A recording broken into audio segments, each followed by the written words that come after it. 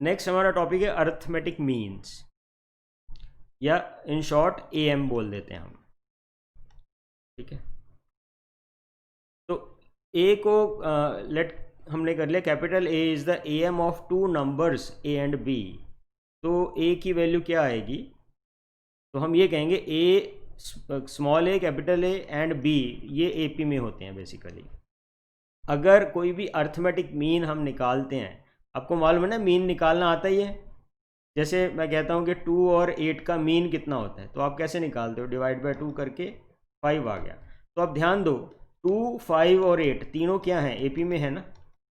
तो कोई भी आप अर्थमेटिक मीन निकालोगे कोई भी दो नंबर्स का, सिर्फ 2 नंबर का, ना कि 3 नंबर का, कोई 2 नंबर का अर्थमेटिक मीन निकालोगे, तो जो भी वैल्यू आएगी वो वैल्यू और ये दोनों नंबर्स, ये एक सीरीज़ बनेगी, वो एपी सीरीज़ बनेगी हमेशा। ठीक है, कोई भी 2 नंबर्स होंगे तो वही लिखा है हमें कि अगर कैपिटल ए अर्थमेटिक मीन है कोई भी 2 नंबर्स का, ए एंड बी का, तो a small a capital a and b are in AP. ठीक है, तो अर्थमेटिक मीन हम कैसे निकालते हैं, यहाँ से मतलब एपी में है तो ये फंडा लगा है, तो अर्थमेटिक मीन की वैल्यू आपके पास आ गई ये ए प्लस बी बाय 2, जैसा कि हम ये निकाला हुआ है। ठीक है, तो ये एज अ फॉर्मूला भी आप याद रखो। वैसे आपको पता ही है मीन निकालने का फॉर्मूला, है ना, कि कोई 2 नंबर का मीन कैसे निकालते हैं, हम ऐड किया 2 से डिवाइड कर दिया, उसी को हम बोलते हैं अर्थमेटिक मीन। ठीक है, तो इसमें क्या बात इंपॉर्टेंट याद रखने वाली थी, ये तो आपको पता ही था कि अर्थमेटिक मीन कैसे निकालते हैं। याद रखने वाली बात ये थी कि जो ये 2 नंबर्स हैं और जो अर्थमेटिक मीन है, ये तीनों हमेशा एपी में होते हैं। ठीक है, तो अब जैसे इसको हम एक एग्जाम्पल से ऐसे समझें, कहते हैं मान लो ये 2 नंबर हैं ए और बी। ठीक है, एक नंबर -6 है और एक 6, तो इसका अर्थमेटिक मीन कितना होगा, 0 होगा ना। इन दोनों का अर्थमेटिक मीन जो है आपके पास 0 आएगा। ठीक है, तो कहता है अगर an arithmetic means are inserted between 2 numbers a and b such that a, तो ये सारी टर्म्स क्या होंगी, एपी में होंगी। ठीक है, तो इंसर्शन ऑफ अर्थमेटिक मीन का मतलब यहाँ पे समझते हैं हम कि ये क्या कहना चाहता है, इंसर्ट किया अर्थमेटिक मीन्स को, तो ये इस बात का मतलब क्या हुआ, तो ये इस बात का मतलब ये हुआ कि हमने ए और बी के बीच में कोई 2 नंबर हैं, 5 मान लो, लेट से क्वेश्चन आया कि 5 अर्थमेटिक मीन इंसर्ट करो, तो हम क्या करेंगे, पहले इसका सेंटर निकाल लिया। ठीक है, तो ये आ जाएगा। फिर आपने यहाँ पे इन दोनों का सेंटर नहीं निकाला जा सकता, क्योंकि यहाँ पे हमें टोटल 5 अर्थमेटिक मीन निकालने, ये एक आया। ठीक है, इन स्टार्टिंग पॉइंट यहाँ था भी, आपने दोनों का सेंटर निकाल के ये निकाल लिया सेंटर वाली टर्म। ठीक है, लेकिन अब ये सेंटर नहीं है ना, ये दोनों इन दोनों का सेंटर नहीं है। मतलब इसका ये है कि इक्वल डिस्टेंस पे जो वैल्यूज़ आ रही हैं उन्हीं को अर्थमेटिक मीन कहते हैं। ठीक है, तो अगर आपसे बोला जाए कि 5 अर्थमेटिक मीन निकालो कोई 2 नंबर के बीच में, तो आप ये समझो कि आपने इक्वल डिस्टेंस पे डॉट लगा दिए, वो that thing is arithmetic means. तो वो उसको निकालेंगे कैसे, इस तरह से निकालेंगे कि हम समझेंगे कि ये सारी सीरीज़ क्या है, एपी सीरीज़ है। ठीक है, तो हम एक एग्जाम्पल लेते हैं, उससे ज़्यादा क्लियर होगा। ठीक है,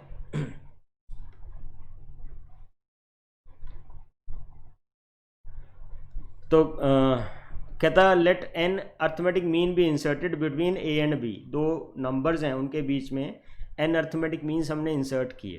ठीक है, तो इसमें ये सीरीज़ क्या बन गई, एपी सीरीज़ बन गई, जिसमें टोटल टर्म्स n+2 हैं। कैसे n+2 टर्म्स हैं, 2 टर्म्स तो ये वाली हैं ए और बी, और n अर्थमेटिक मीन हमने इसमें इंसर्ट की है, मतलब ये जो कैपिटल ए इनको अर्थमेटिक मीन बोल रहे हैं। ऐसी कितनी टर्म्स इंसर्ट की, n, और 2 ये वाले, तो टोटल कितनी टर्म्स होगी, ये n+2 टर्म्स होंगी। याद रखनी है, हर एक क्वेश्चन में ऐसा होगा। ठीक है, मतलब क्वेश्चन में बोला जाएगा 3 अर्थमेटिक मीन इसमें इंसर्ट करो, 4 अर्थमेटिक मीन इंसर्ट करो, या 10 करो। ठीक है, तो जितने भी बोलेगा +2 कर लो, उतनी टर्म्स होंगी, और वो सारे एपी में होंगी। तो कॉमन डिफरेंस इसमें निकालेंगे हमें, जो क्वेश्चन में सबसे पहले कॉमन डिफरेंस निकालना है। तो कॉमन डिफरेंस कैसे निकालेंगे, देखो लास्ट टर्म आपके पास ये b क्या है, this is the last term, ठीक है। तो लास्ट टर्म या nth टर्म का फॉर्मूला क्या होता है, a plus n minus one into D, यानी ये आ जाएगा। यहाँ से आपको a भी पता है, b पता है, n भी पता है, d निकालना है तो निकाल लो बस d यहाँ से, ठीक है। तो d की वैल्यू ये आ जाएगी, ठीक है। तो ये एज ए फॉर्मूला याद करने की ज़रूरत नहीं, we will use just in the question, ठीक है। क्वेश्चन में देखो कैसे करते हैं। चलो ये प्रॉपर्टी है, ये भी एक याद रख लेना आपने। कहता है जितने भी अर्थमेटिक मीन अगर कोई भी दो नंबर्स के बीच में इंसर्ट किए, उनको अगर हम ऐड करें तो उसकी वैल्यू क्या हो रही है, n into a plus b by two, ये आती है वैल्यू। ये फॉर्मूला याद रखना है, ठीक है। कि सभी अर्थमेटिक मीन का जो सम है वो n times a plus b by two के इक्वल होता है, ठीक है। यहाँ पे जो capital A, this is what, a plus b by two, ठीक है। तो जैसे हम क्वेश्चन करते हैं, चलो। कहता है insert three arithmetic means between -4 and 3, ठीक है। तो let arithmetic means, let three arithmetic means are a1 a2 a3, ठीक है। अब हम कहेंगे therefore -4 a1 a2 a3 and last term are in AP, ये AP टर्म है, ठीक है। अब आप देखो इसमें फर्स्ट टर्म क्या है, -4, और फिफ्थ टर्म क्या है, 3। तो फिफ्थ टर्म का फॉर्मूला क्या होता है, a प्लस 4d।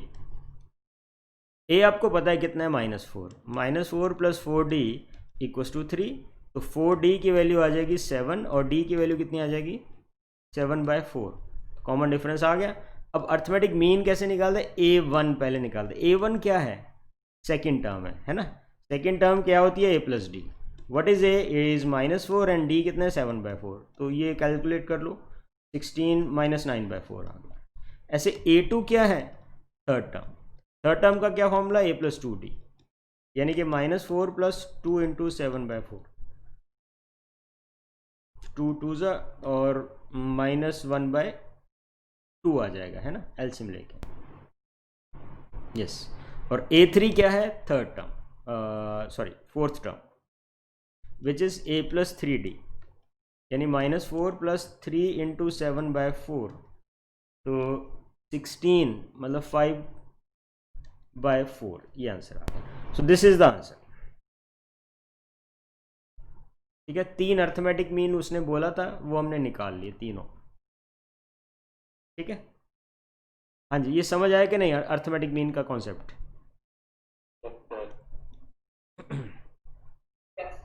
ओके, हाँ हाँ डाल देंगे। Okay, if n arithmetic means inserted between 20 and 80, ठीक है, such that the ratio of the first mean to the last mean is 1:3, find the value of n। कहता n अर्थमेटिक मीन इंसर्ट किए हैं 20 और 80 में, ठीक है। तो let us do this question. 20 और 80 के बीच में n अर्थमेटिक मीन्स हैं, तो a1 a2 a3 and so on an, और ये 80, ठीक है, n अर्थमेटिक मीन्स है। तो नंबर ऑफ टर्म्स इसमें कितनी है, n+2। फर्स्ट टर्म कितनी है आपके पास, 20, और लास्ट टर्म a कौन सी, n+2th टर्म कितनी है, 80, है ना। तो a n+2th टर्म का फॉर्मूला लगा दो, a plus n+2 - 1 into d, this equals to 80। a की वैल्यू 20 पुट कर दो, तो n+1 into d equals to 20 minus हो गया 60 आ गया। तो d की वैल्यू आ गई 60/n+1, ठीक है। तो हमें d तो हर एक क्वेश्चन में निकालना पड़ेगा, सबसे पहला स्टेप। अब आगे क्या बोल रहा है ये, कहता है ratio of first mean to the last mean is 1:3। ये पहला मीन और ये लास्ट, ठीक है। तो according to question a1/an is 1/3, ठीक है, ये गिवन है। तो आप अपॉन को खत्म कर दो, क्रॉस मल्टीप्लाई कर दो, मतलब 3 times a1 equals to an, right. अब इसमें वैल्यू पुट कर दो। a1 क्या है, a1 क्या है, सेकेंड टर्म है ना, दिस इज सेकेंड टर्म, ये सेकेंड टर्म है, ठीक है, तो हम निकाल लेते हैं साइड में। A1 की वैल्यू क्या है, इसको नंबर 1 मान लेते हैं। A1 क्या है, सेकेंड टर्म, यानी कि A प्लस डी, यानी कि A कितना था 20 प्लस डी की वैल्यू 60/n+1। अच्छा, AN भी निकालो, कौन सी टर्म है ये, AN इज n+1th टर्म, ठीक है, तो ये आ जाएगा A प्लस ND, है ना, ये आ जाएगा। तो 20 प्लस 60n/n+1 ये बन जाएगा। अब ये दोनों वैल्यू पुट कर दें 1 में, तो अब अपने पास बचा 3 into 20 plus 60/n+1 equals to 20 plus 60n/n+1, ठीक है। और कुछ कैंसिल नहीं हो रहा, नहीं हो रहा है इधर देखो 20 कैंसिल हो जाता है, कॉमन 20 कॉमन निकल के कैंसिल हो जाता है, और एलसीएम ले लो फिर, ठीक है। तो 20 इंटू 3, अंदर क्या बचा, n+1 plus 3/n+1 equals to 20 common n+1 plus 3n/n+1, right. 20 common ले लिया ना, n+1 ठीक लिखा है मैंने, यस, n+1 कैंसिल, 20 भी कैंसिल। अब निकाल लो, ये 3 से मल्टीप्लाई अगर अंदर n+4 है, तो ये बना 3n प्लस 12 इक्वल्स टू, ये बना 4n प्लस 1, तो n की वैल्यू कितनी आ गई यहाँ पे, 11। तो दिस इज द आंसर। हाँ जी, समझ आ गई बात।